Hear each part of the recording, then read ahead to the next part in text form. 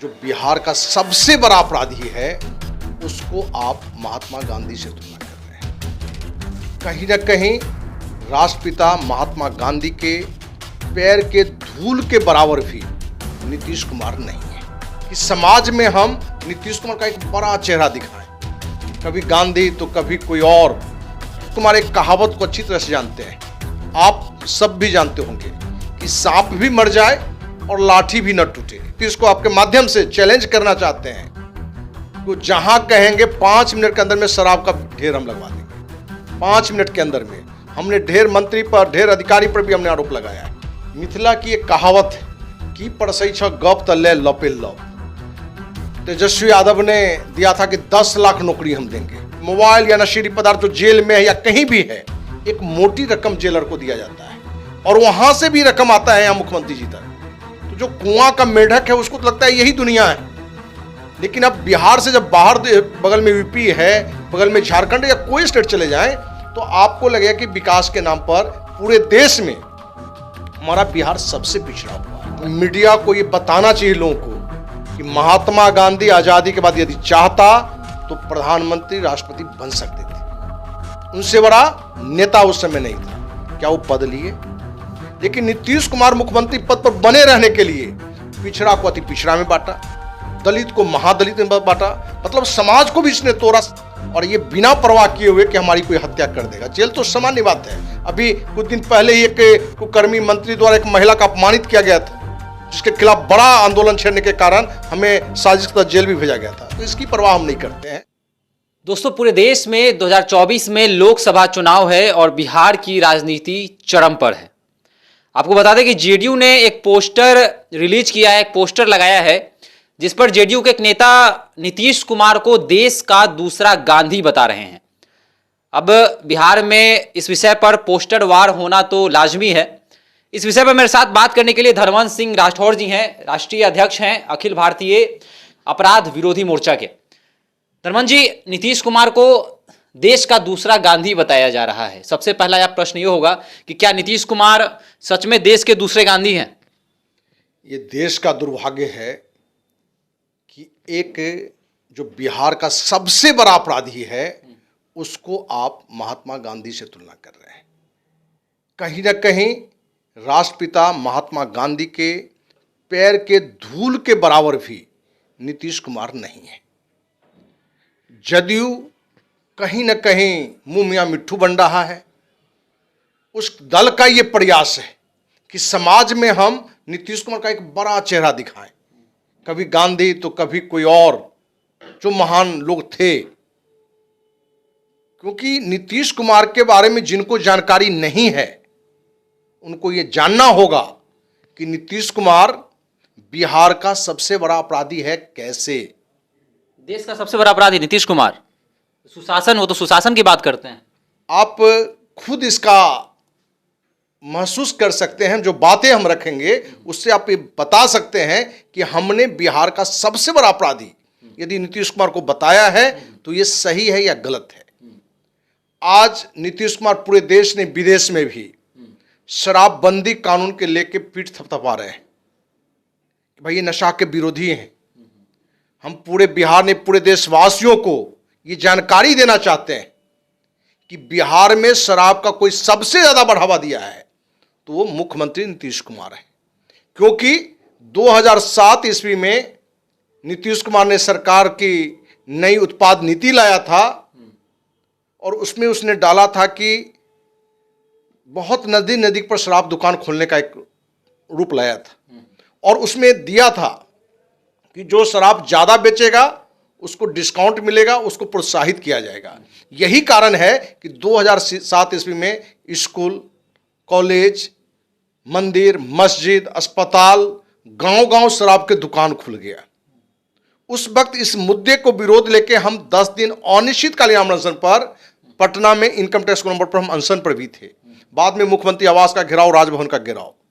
तो नीतीश कुमार एक कहावत को अच्छी तरह से जानते हैं, आप सब भी जानते होंगे कि सांप भी मर जाए और लाठी भी न टूटे। नीतीश कुमार ने यही किया।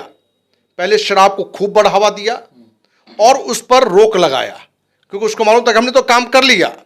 और बिहार में जो अवैध रूप से जो पहले से भी शराब ज्यादा बिक रहा है, उसका कारोबार का जो मेन मुखिया है, जो मेन सरगना है, वो मुख्यमंत्री नीतीश कुमार ही है। क्योंकि उसकी एक रणनीति थी कि हमने शराब को बढ़ा दिया और अब हम बंद करेंगे तो शराब तो लोग पिएंगे ही, लोग दुगुनी कीमत पर, चारगुनी कीमत पर जहरीली शराब भी पीने के लिए आगे रहेंगे। और जदयू का फंड, राजनीति के लिए फंड, जितने सत्ता के लोग थे उन सबको ये शराब में इसने डाल दिया। तो शराबबंदी कानून भी इसका एक ड्रामा है। आप देख लिए शराबबंदी की स्थिति, आप किसी से पता करिए, आपको खुद मालूम होगा मीडिया से कि 2007 में इसी ने शराब को बढ़ाया और एक रणनीति के तहत गांव के आम लोग से लेके, जनप्रतिनिधि से लेके, थाना से लेके, उत्पाद से लेके सत्ता के शीर्ष तक शराब पहुंचता है। बिहार में पहले शराब की दुकान जाना पड़ता था और आज शराब का होम डिलीवरी हो रहा है। जेडीयू के तो लोग कहते हैं कि नीतीश कुमार को आज दूसरा गांधी बता रहे हैं, तो जेडीयू के लोग तो भी कहते हैं कि महात्मा गांधी जो थे वो शराब के सेवन के विरुद्ध थे। ठीक उसी प्रकार नीतीश कुमार भी है, तो इसमें बुराई क्या है? गांधी जी अगर कह भी रहे हैं शराब के विरोधी थे, यही तो हम बताना चाह रहे हैं कि 2007 में बिहार में शराब को उन्होंने ही बढ़ाया, नई उत्पाद नीति लाके, और वो एक ढोंग किया। अभी हमारा नहीं बता, केंद्रीय स्वास्थ्य परिवार कल्याण मंत्रालय की जो रिपोर्ट आई है उसमें ये बताया गया है कि जहां बिहार में शराबबंदी है वहां जितनी शराब बिकती है उससे कम बिकता है कहां? महाराष्ट्र, जहां कोई शराबबंदी नहीं है। और उससे बिहार के आम जन को, गरीब को 25,000 करोड़ रुपए का सालाना नुकसान है। 25,000 करोड़ रुपया। एक रिपोर्ट तो ये भी कहता है कि बिहार की जो महिलाएं हैं वो कहीं ना कहीं खुश हैं, खुशहाल हैं। पहले जो उनके पति जो है घर में आकर मारते पीटते थे, अब जो हैं वह काम रोजगार में लगे हुए हैं। देखिए, बिहार की जो महिला है उनको मालूम है कि पति यदि शराब भी पी रहा है, यदि हम कंप्लेन करेंगे विधिवत लिखे तो वो जेल जाएगा। और उसको ये मालूम है कि शरीर का, ये नीतीश का ही सारा खेल है। इसलिए महिला कहीं से इस बात से खुश नहीं है, क्योंकि आप बिहार में गांव-गांव चल जाए, घर घर जाए, तो नीतीश को आपके माध्यम से चैलेंज करना चाहते हैं कि जहां कहेंगे 5 मिनट के अंदर में शराब का ढेर हम लगवा देंगे। 5 मिनट के अंदर में हमने ढेर मंत्री पर, ढेर अधिकारी पर भी हमने आरोप लगाया है और कोई एक्शन इसलिए नहीं होता है क्योंकि नीचे से सारा पैसा ऊपर तक जाता है। यह अलग बात है कि नीतीश अपने नाम से पैसा नहीं डाल के अपने ही जो चोर टीम है, कोर टीम नहीं, चोर टीम, उसी में पैसे वो बंटवारा करके जो सत्ता के लिए उसका यूज होता है। एक तो शराबबंदी की बात आ गई, दूसरा शिक्षा। किसी भी राज्य का नाश करना हो तो उस राज्य का, उस देश का शिक्षा को समाप्त कर दीजिए, चौपट कर दीजिए। नीतीश कुमार ने वही किया। एक तो लालू ने कुछ नुकसान पहुंचाया और बाद में जो नीतीश कुमार की जो शिक्षा नीति रही, जो लोग जानकार नहीं थे उनको नंबर बेसिस पर टीचर बना दिया। ऐसे शिक्षक 90% से अधिक लोग बिहार में मिलेंगे जिनको विद्यालय नहीं लिखने आता है। तो शिक्षा चौपट करके उन्होंने ऐसी की तैसी कर दी। शिक्षा की बात आपने की, 1,70,000 बहाली जो है नीतीश कुमार ने अभी फिलहाल आया है। पूरे देश के जो है शिक्षक जो है इसमें फॉर्म भर रहे हैं और परीक्षा भी हो गई, अब नियुक्ति पत्र भी मिलेगा। तो ये कैसे, मतलब ये किस प्रकार आप कह रहे हैं कि शिक्षा जो है नीतीश कुमार ने मतलब बढ़ावा नहीं दिया, शिक्षा को खराब किया, व्यवस्था को खराब किया? मिथिला की एक कहावत है कि परसई छ गप तले लपे लप। तेजस्वी यादव ने दिया था कि 10 लाख नौकरी हम देंगे, हमारा जो सरकार बनेगा तो पहली कैबिनेट में हम 10 लाख नौकरी से साइन करेंगे। नीतीश कुमार हो या तेजस्वी हो, ये नौकरी दिखा रहा है क्योंकि चुनाव है। कितने लोगों की नियुक्ति का निकला और कितने लोग ज्वाइन किए, ये महत्वपूर्ण है। और शिक्षा का क्या स्तर है अपने यहाँ ही आपको पता है। तीसरी बात हम बताना चाह रहे हैं कि बिहार में डीएम हो कि एसपी हो या कहीं भी किसी पद पर नियुक्ति जो होता है, ट्रांसफर पोस्टिंग होता है, सारे में पैसे के लेन देन होते हैं, सारे में पैसे के लेन देन है। जेल की व्यवस्था, बिहार के जेल में 20% से अधिक लोगों के पास मोबाइल अंदर उपलब्ध है। आप शराबबंदी की बात कर रहे हैं, बिहार के सभी जेल में शराब, चरस, अफीम, गांजा तो हर वार्ड में आपको 50% लोग लेते हुए मिलेंगे। और इसके पीछे क्या है कि मोबाइल या नशीली पदार्थ जो जेल में है या कहीं भी है, एक मोटी रकम जेलर को दिया जाता है और वहां से भी रकम आता है यहां मुख्यमंत्री जी तक। ये बना हुआ है, जैसे गांव, गांव के बाद प्रखंड, प्रखंड के बाद जिला, जिला के बाद कमिश्नर, उसके बाद राज्य राजधानी। उसी तरह से ये सारे जो गलत काम अपने यहाँ हैं उसके सारे फंड वहां तक आते हैं। हम तो आपके माध्यम से नीतीश कुमार को चैलेंज करना चाहते हैं कि क्या अपने यहाँ बिहार में जितने भी थानाध्यक्ष हो, एसपी हो, डीएम हो, 90% से अधिक लोगों की नियुक्ति बड़ी रकम लेकर की जाती है। अपने बिहार के सारे जेल में 20% से अधिक लोगों के पास मोबाइल अंदर उपलब्ध है, हर नशीली पदार्थ अंदर उपलब्ध है, वहां से भी एक बड़ी रकम आता है। आप जो बिहार से बाहर नहीं गए उनको जरूर लगता है कि नीतीश ने कुछ काम किया है, क्योंकि कुछ काम केंद्र का काम दिख रहा है उनको। दूसरा, जो बिहार से बाहर नहीं गए तो जो कुआं का मेढक है उसको तो लगता है यही दुनिया है। लेकिन अब बिहार से जब बाहर, बगल में यूपी है, बगल में झारखंड या कोई स्टेट चले जाएं तो आपको लगेगा कि विकास के नाम पर पूरे देश में हमारा बिहार सबसे पिछड़ा हुआ है। वही हम अगला और प्रश्न यही इसके था। बावजूद गांधी से तुलना करना महात्मा गांधी का अपमान है।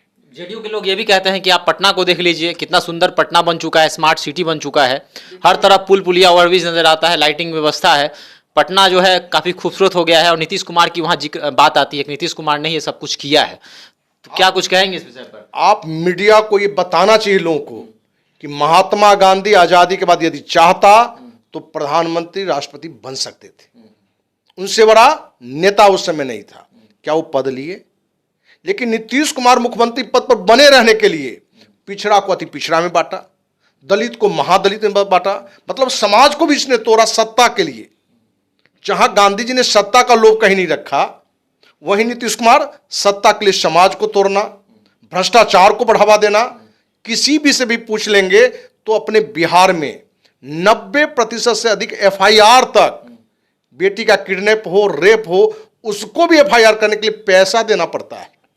वो नीतीश का सुशासन है। ऐसे कुकर्मी पापी मुख्यमंत्री से राष्ट्रपिता महात्मा गांधी का तुलना करना, ये अपने आप में बहुत ही शर्मनाक बात है। इसका कड़ी से कड़ी विरोध हर दल को, हर सामाजिक संस्था को, हर मीडिया को इसका करना चाहिए। क्योंकि इस तरह की बातों से एक गलत व्यक्ति को आप संत बताइए, कभी ईश्वर अल्लाह से तुलना कर दीजिए, किसी महान पुरुष से तुलना कर दीजिए, तो ये बेशर्मी का सीमा पार की बात है। नीतीश कुमार को आप सबसे बड़ा गुंडा, पापी बहुत कुछ बता रहे हैं, आपको जेल भी हो सकती है। देखिए, जो सच्चा समाज सेवी है वो जब पहला कदम रखता है तो उसको मालूम है कि हमारी मौत भी हो सकता है। क्योंकि आपको बता दें कि 1995 से लेकर अब तक हमने हजारों बहन बेटी की इज्जत बचाई है। केंद्रीय मंत्री से लेकर मुख्यमंत्री, मंत्री का जहां भी गलत रहा हमने विरोध किया है, और ये बिना परवाह किए हुए कि हमारी कोई हत्या कर देगा। जेल तो सामान्य बात है। अभी कुछ दिन पहले ही एक कुकर्मी मंत्री द्वारा एक महिला का अपमानित किया गया था, जिसके खिलाफ बड़ा आंदोलन छेड़ने के कारण हमें साजिश के तहत जेल भी भेजा गया था। तो इसकी परवाह हम नहीं करते हैं। और जो देशभक्त रहे हैं, जो समाज सेवी रहे हैं, वो शहीद होने से पीछे नहीं हटते हैं। चलिए, धर्मांश सिंह राठौड़ जी ने कह दिया है कि गलत को गलत कहने में कोई बुराई नहीं है, और साथ ही साथ इन्होंने नीतीश कुमार को सबसे बड़ा इस बिहार का गुंडा भी बताया है। और आपको बता दें कि जिस प्रकार से पोस्टर वॉर बिहार में चल रहा है, भाजपा ने भी जेडीयू पर हमला बोला है और कहा है कि नीतीश कुमार को गांधी बताना कहीं ना कहीं बहुत गलत बात है।